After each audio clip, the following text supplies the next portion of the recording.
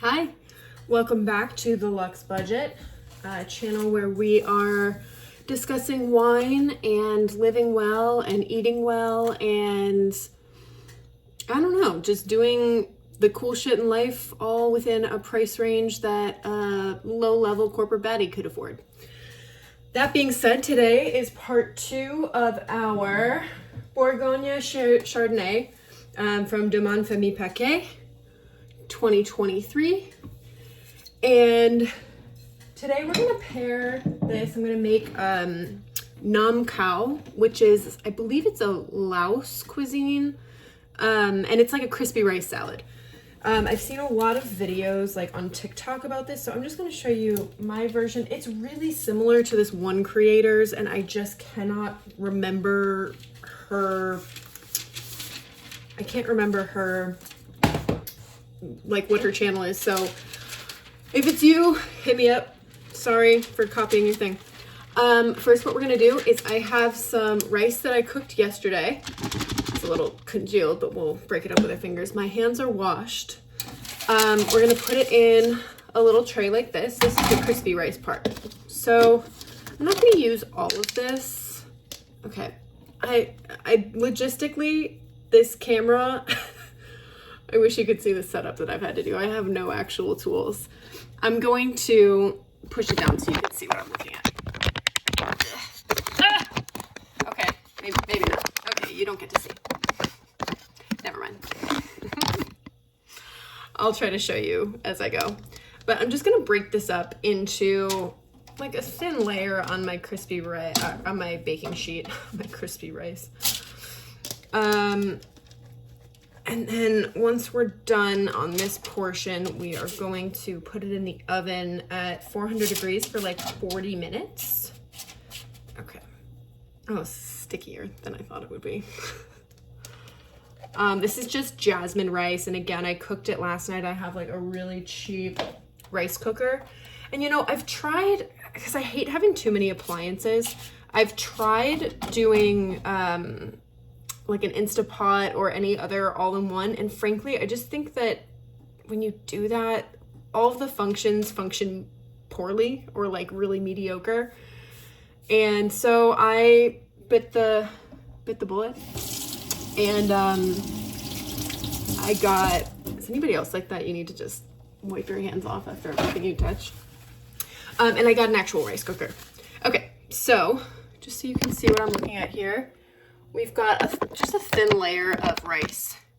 And I'm gonna cover it in a little soy sauce. I don't recommend this brand. I got it off of Amazon. Not excellent. But we don't waste in this household, so we're gonna use it up. And then I'm going to get a good Chinese brand that my friend Diane recommended to me. But then we're also gonna do some sriracha. Some people use chili, like that chili garlic paste. Some people will use chili crisp. I just, for this specifically, like to use sriracha.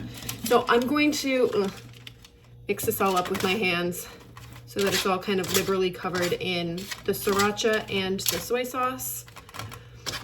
And then, like I said, we're gonna lay it down pretty flat and then put it in the oven for about 40 minutes at 400 degrees. Okay, we're not really precious about things here. I'm sure this could have been better incorporated, but I don't really care. Okay, so it's gonna look something like that. It's kind of like a brownish, reddish color. So I'm gonna throw this in the oven. And while that is baking, we're going to prepare the rest of the salad. Okay, we are back. We've had a shower, we've had a costume change, we've had the crispy rice finished in the oven.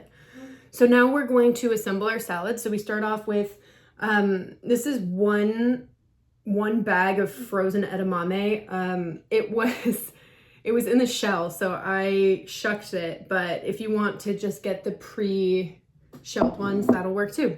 So we're gonna do 1 bag of that. And then I have this part of an avocado that's seen better days, but that's 1/2, and then I have a nice and pretty one. So we're doing about 1.5 avocados. This recipe is super flexible. You don't really need like really specific instructions. I cut this up and then just I'm scooping it out. And that's my favorite thing about cooking is that it's all, I mean, wine too, is it's all subjective. It's all made up. Somebody made up everything that you're eating and drinking. And it's just not that serious. And it can be so beautiful and so meditative to cook for yourself and to really enjoy and appreciate the ingredients that you're putting together. And I think that's so nice. And it's something that we all kind of overlook, but that you can do every day. It can just be a moment of taking care of yourself. Anyway, soapbox, I'm off of it now. Now I just cubed up one hothouse English cucumber. I don't think I remembered to wash it, but that's okay. Okay, so that's all going in the bowl. And then I chopped up 2 green onions. I figured you guys, this isn't really supposed to be a cooking video, but I figured you wouldn't want to watch me chop all this stuff, so I just pre-did it. They look like that, just normal. And then we've got approximately this much chopped mint and approximately, maybe just a touch more, chopped cilantro. And last but not least, we've got our crispy rice. This is what it looks like when it's out. Oh, you can't really see it. This is what it looks like when it's out of the oven. Ah! Kind of stuck in a layer, but that's okay because I'm just going to chop it all up so that it all incorporates together. Okay, now I can't decide if I want to add a can of tuna to this. Part of me is like, no, but then the other part of me, I've literally been wrestling with this decision all day because I knew I was going to make this, and I still can't decide. I'm sure it would taste great. You know what? I need some protein. We're going for it. My nails are really long, but they're also very weak. And so cans are not my friend. So we're just going to drain this. I know not everybody is a fan of tuna. And I actually used to hate it too because the only exposure I had to tuna was like the Subway mush that was mostly mayonnaise. Oh, that was a lot of water. Okay. I always get the solid white albacore in water. The olive oil, the one in olive oil, you gotta like flake it out, but I don't feel like it. Okay, got it, cool. This thing has, hold on, how much is it?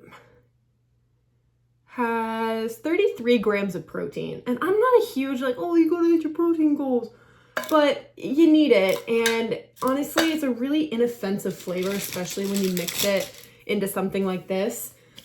And it's just healthy. I know there's questions about how ethical it is, but they're just not questions for me at this point in my life. Okay, so now onto the sauce. We've got half of a lime. I kind of already squeezed this one a little earlier and then just saved it in my fridge. So we'll see how much of it. It's pretty decent yield. Not bad. I think one of my resolutions over the next couple of weeks is to get like a camera set up where I can actually show you more stuff. We're gonna add some soy sauce. I don't really know how much. I'm just eyeballing it. I just did like a 2 or 3 second squirt. I'm gonna throw a little white rice vinegar in there. Really, you don't need this because the lime gives a lot of acidity. But I really like rice wine vinegar, so we're doing a little bit. I think it's probably more common to use like palm or cane sugar or like a brown sugar in this, but I am a big fan of using maple syrup in place of honey, in place of sugars like that, where it makes sense. I think it has a much deeper flavor and it's a lot more interesting of a taste to me. Honey, nah, no thanks. So I'm gonna pour in about like that much. The good thing about sauces like this is that you can adjust as you go. It's just not that serious. Before, I've tried adding a little bit of Kewpie mayo into this sauce as well too. It didn't combine quite as well as I would have liked. I would have wanted it to be a little more creamy. So I'm not going to do it this time, but it tasted good. I only use Kewpie mayo these days because once you've had it and you see like how flavorful it is, Hellmann's, Duke's, whatever side of that argument you're on, you're all wrong.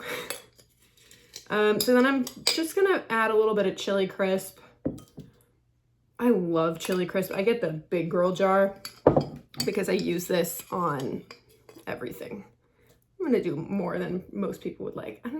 It's Lao Gan Ma. It's good. Okay. Oh, right. And then I like mine a little funky. This is fish sauce. And it's kind of up there with anchovies, olives, capers, that kind of thing. In that it's not for everybody. A lot of people don't like it. It's kind of funky. But it adds like a little bit of saltiness and a lot of depth. You know when you try something sometimes and you're like, this is missing something, this is missing something. Or like a Worcestershire sauce, I think is kind of similar. This is typically in any type of Asian inspired dish, this is typically the thing where I'm like, oh, it's missing that. So I just start with just a touch, maybe like, it smells horrendous, but it tastes really good. Just be warned. Okay, so this is what we're working with right now. I'm gonna give it a little taste. It's a little sweet. There's a little too much maple syrup. I'm gonna add a little more fish sauce. I probably just doubled the amount that I put in. Okay. Oh, it's a lot better. Still missing something.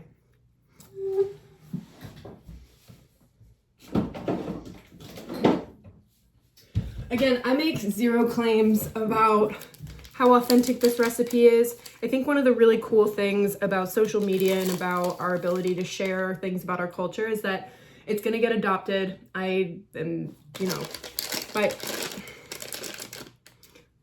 It's not authentic, probably. I don't actually know. MSG, if you don't put MSG in your stuff, you're missing out. People say it's like salt, it's not. It hits a completely different part of your tongue.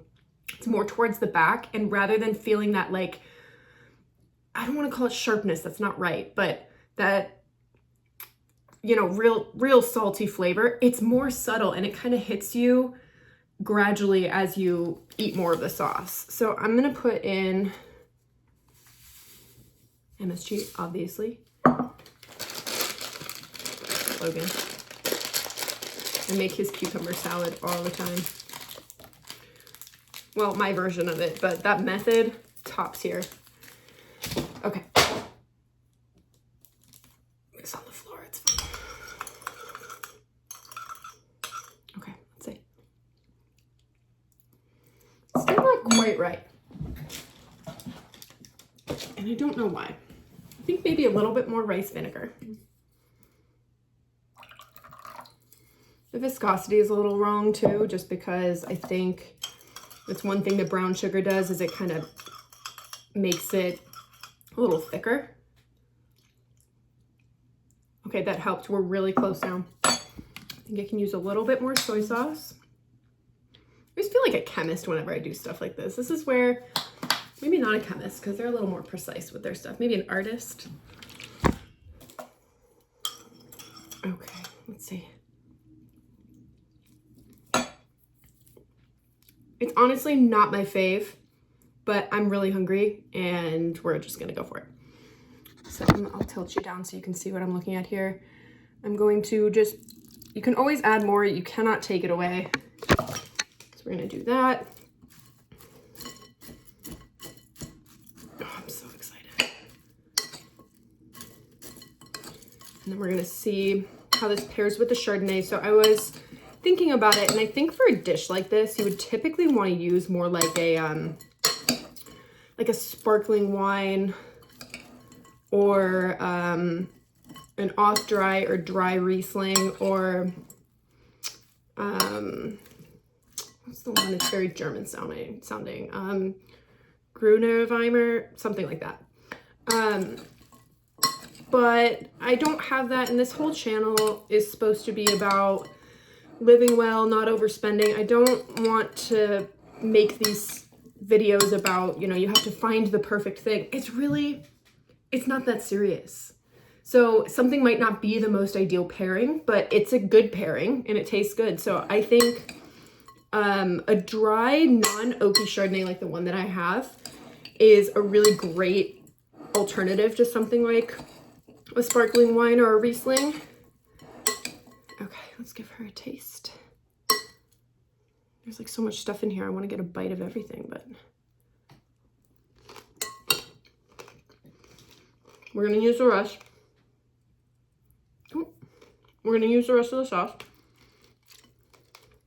Maybe it was sesame oil that it was missing. You know what? It was sesame oil. It's not ideal to add it after the fact, but life is not always ideal. All right, I'm just gonna do like a little, sesame oil has such a distinct flavor, I think, unlike a lot of other oils that people will use in recipes. This one is it brings something other than like the velvetyness of an oil or fat and the calories. It brings some flavor to it too. This looks so good. I'm gonna just show you. I'm sorry the lighting is so bad in my apartment, but oh, it smells. Oh, it was definitely the sesame oil. I can smell it. Okay, let's get some wine.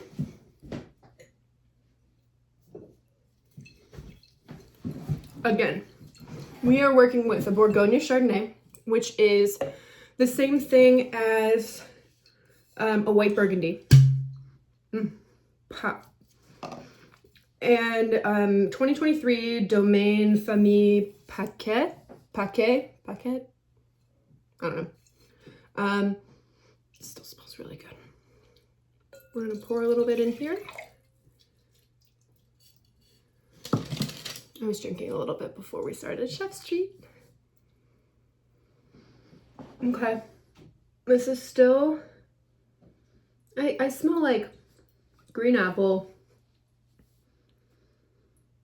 You can smell the minerality because the acidity is kind of toned down a little bit.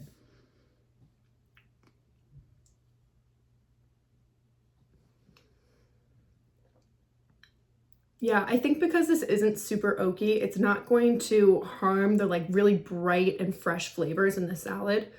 I think also because we added some tuna to it, that might help balance this all out a little bit.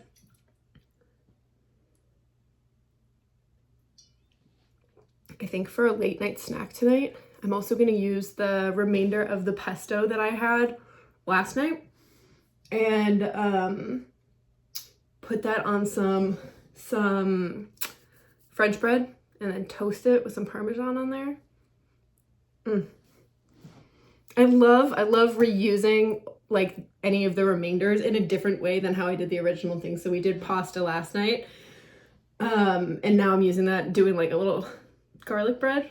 Oh, this is stuff that just like, okay, let's do a good hunkin' bite of this.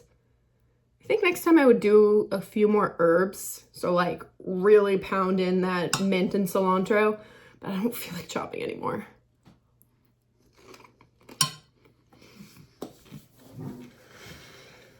Oh my god, I might eat this whole bowl tonight.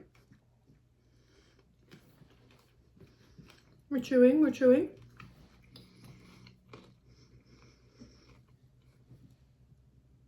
It even smells different. I guess it makes sense because smell and taste are pretty linked, but the wine smells different while I'm chewing.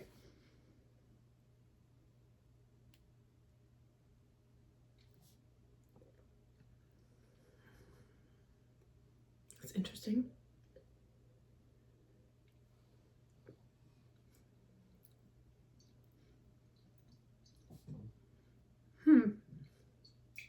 It works.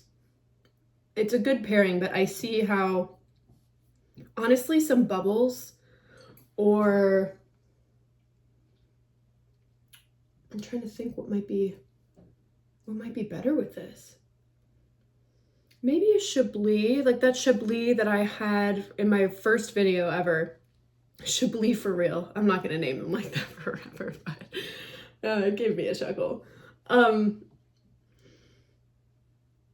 think something a little bit brighter wine-wise, something with a little bit more acidity and not quite as much minerality would be good here, because this is just such a bright salad that it doesn't detract from it. It's not bad. It's just not complementing it, I don't think, in the way that a really like crisp, cold white wine would complement it. And I think part of that too is that this feels like such a summer salad, and it is February, but you gotta get your summer vibe somewhere, and this is where I get it.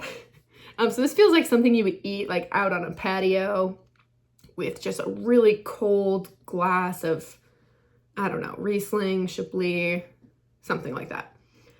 I think this pairing overall, the salad, they're both delicious. I love both of them. I think together, they're like, wait, one more time.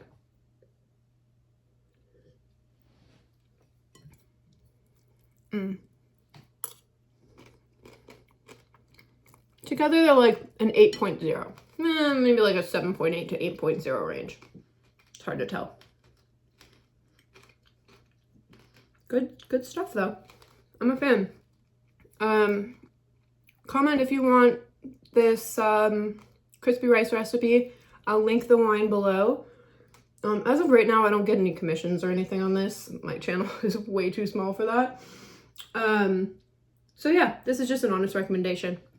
Hopefully you enjoy it. This again is Bourgogne Chardonnay 2023 Domaine Famille Paquet.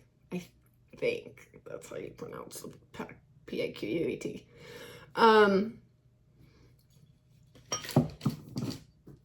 think it was like $27, somewhere around there. Big recommendation. Really like it. Cheers.